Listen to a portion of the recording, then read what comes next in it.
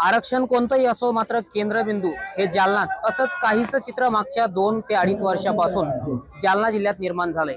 मराठा समाज असेल, बंजारा समाज असेल आणि त्यानंतर आता खरं तर धनगर समाज देखील आक्रमक झालेला आहे। धनगर एसटी आरक्षण अंमलबजावणीसाठी जालना शहरात गेल्या 4 दिवसापासून दीपक बोराडे यांच्या नेतृत्वाखाली हे आमरण उपोषण सुरू आहे। आणि आपण जर या ठिकाणची ही दृश्य पाहिली तर राज्यभरातल्या वेगवेगळ्या जिल्ह्यातून हे जे धनगर समाज बांधव आहेत ते दीपक बोराडे यांना पाठिंबा देत आहेत, त्यांना समर्थन देत आहेत, त्यांची प्रकृती देखील खालावलेली आहे। नेमकी त्यांची मागणी काय आहे आणि सरकार या मागणीकडे गांभीर्याने घेतंय का, यासोबत आपण बातचीत करूया। आपल्यासोबत काही आंदोलक आहेत, काही समर्थक देखील आहेत। काय सांगाल दीपक बोराडे यांच्या आमरण उपोषणाचा आजचा 4था दिवस आहे, प्रकृती खालावलेली आहे। मला सरकारला एक निवेदन करायचं आहे की आतापर्यंत आपलं कोणत्याही प्रकारचं शिष्टमंडळ इथपर्यंत आलेलं नाहीये। आम्हाला नम्र विनंती करतोय आम्ही पूर्ण सकल धनगर समाज, आज आपण जर लवकरात लवकर याची दखल घेतली नाही तर धनगरांचा इतिहास हा तलवारीचा आहे। त्यामुळे आम्ही कोणते येणारे कृत्य करू त्यानुसार तुम्हाला जागीन असं काही करू नका। येणाऱ्या 24 तारखेला भूतोना भविष्य हा मोर्चा जालन्यामध्ये निघतोय। 10 लाखाच्या वर संख्या इथं राहणार आहे। पूर्णपणे पिवळमय वातावरण तुम्हाला जालन्यामध्ये दिसेल। आणि येणाऱ्या 24 तारखेला दीपक भाऊ जी दिशा ठरवताल ती दिशा आम्हाला मान्य राहील। येणाऱ्या 24 तारखेपर्यंत सरकारला एक निवेदन करतो की आपण आपलं शिष्टमंडळ पाठवावं, जेणेकरून दीपक भाऊंची जी तब्येत बिघडत चाललेली आहे त्याची काळजी घेणं कठीण होत चाललंय। आज त्यांना सकाळी सुद्धा चक्कर आली होती, आम्ही कोणाला सांगितलं नाही, आज तुमच्यापाशी सांगतोय ते चक्करून पडले होते, तरी कोणत्याही प्रकारचं शिष्टमंडळ अजून आलेलं नाहीये। येणाऱ्या 24 तारखेला जर सरकारचं कोणतं शिष्टमंडळ आलं नाही तर आम्ही उद्रेक 100% करणार। आपल्यासोबत काही महिला भगिनी आहेत। ताई, कुठून आलात तुम्ही? मी जालना जिल्ह्यातला अंबड तालुका आहे, तिथलं जामखेड मधून आली आहे। बरं, काय सांगाल आज दीपक भाऊ गेले 4 दिवसापासून आमरण उपोषणाला बसलेले आहेत, प्रशासनाकडून कोणतीही दखल घेण्यात आलेली नाहीये, काय सांगाल?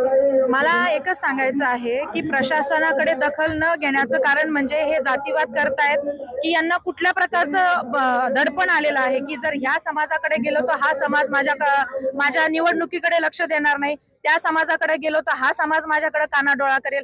असं जर तुमचा काही संभ्रम असेल तर तुम्ही एक लोकप्रतिनिधी आहात आणि मला तुम्हाला सगळ्या आमच्या धनगर बांधवांच्या बंधूंच्या वतीनं मला विनंती करायची आहे देवा भाऊंना की भाऊ, आपल्या सरकारच्या माध्यमातून कुठलाही एखादी व्यक्ती मंत्रिमंडळातून कोणी आलेलं नाहीये, आमच्या दीपक भाऊंकडे कोणाचंही लक्ष नाहीये। आज त्यांच्या पोटात 4 दिवसापासून अन्नाचा कण नाहीये, मग तुमच्या पोटात थोडा सुद्धा जाळ उठत नाही का की हा माणूस आपल्या घरावर तुळशीपत्र ठेवून आपल्या लेकरा बाळांचं सगळं सोडून आज तो आमच्या लेकरा बाळांसाठी, आपल्या समाजाच्या लेकरा बाळांसाठी एसटी आरक्षण मागण्यासाठी धनगरांना तो माणूस लढतोय।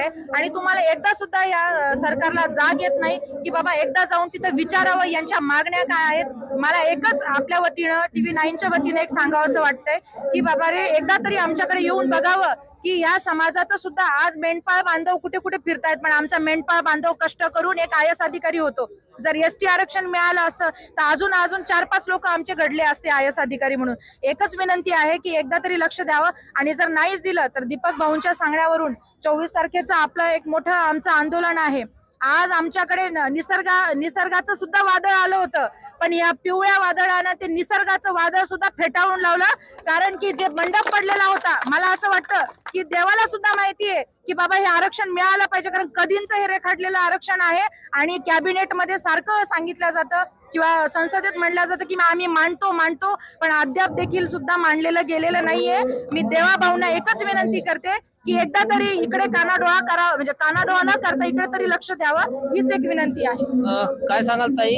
ते सांगतायत की आता ही शेवटची लढाई आरंपार आम्ही करूच आहे, पण या आरक्षणासाठी आम्ही जो धनगर समाजात 2 कोटी जागा झाला त्या एसटी आरक्षणासाठी आम्ही लढा देत आहे। आमचे मुलं बाळ लेकरं घरी ठेवून आज जे दीपक दादा लढत आहे दुसऱ्यांच्या लेकरांसाठी, ते आम्ही म्हणजे जे आहे एसटी आरक्षणासाठी घेऊच आणि अगर नाही दिलं तर मग आम्ही पुढच्या 24 तारखेला आम्ही आक्रमक करू।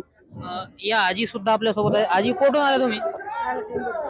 बरं, दीपक भाऊ उपोषणाला बसलेले आहेत, तुम्ही त्यांना पाठिंबा दिलाय? दिला ना, म्हणून चालू आम्ही। काय मागणी सरकारकडे तुमची? आमची मागणी काय आता गरीबाच्या लेकरायला हे करायचं, नोकऱ्याला पाहिजे ना, आमच्या लोकांना आरक्षण भेटलं पाहिजे असं आहे। अजून काही बांधव आपल्या सोबत आहेत, त्यांच्याशी बातचीत करण्याचा प्रयत्न करूया आपण. काय सांगाल, आक्रमक झालेला आहे धनगर समाज. आपण पाहतोय की उद्या 24 तारखेला जालन्यामध्ये मोर्चा सुद्धा निघणार आहे. काय सांगाल? मी वंजारी समाजातून येतो, परंतु धनगर समाजाला कालपासून या ठिकाणी 4 दिवसापासून जे आंदोलन चालू आहे, या आंदोलनाला आम्ही सकल समाजानं पाठिंबा दिलेला आहे. कुठंतरी या समाजाचा न्याय हक्क अनेक वर्षापासून जे रखडलेलं आहे, एसटी आरक्षण अंमलबजावणी ती मिळावी म्हणून या ठिकाणी आम्ही त्यांच्या खांद्याला खांदा लावून त्यांच्या सोबत आहोत. परंतु शासनानं सुद्धा दीपक भाऊ बोराडे यांची काळजी करावी, कारण की 4 दिवस झाले त्यांच्या पोटामध्ये कण नाही, अन्नाचा कण नाही, आणि कुठेतरी त्यांच्या शरीराला कुठेही काही होऊ नये म्हणून शासनाने तात्काळ दखल घ्यावी, अशी माझी शासनाला तुमच्या वतीनं निवेदन आहे. तर नक्कीच आपण पाहतोय की जालन्यामध्ये सकल धनगर समाजाचे जे बांधव आहेत ते या ठिकाणी आक्रमक झाल्याचं चित्र आपल्याला पाहायला मिळत आहे. येत्या 24 तारखेला जालन्यामध्ये धनगर समाजाचा भव्य असा आक्रोश जो मोर्चा आहे तो निघणार आहे. सरकारला खरं तर त्यांनी आता भूमिका घेणार सुद्धा आहेत ते. त्यामुळे या संदर्भात सगळ्या काय घडामोडी घडतात हे देखील पाहणं महत्त्वाचं ठरणार आहे. रामदास डाकणे, TV9 मराठी, जालना.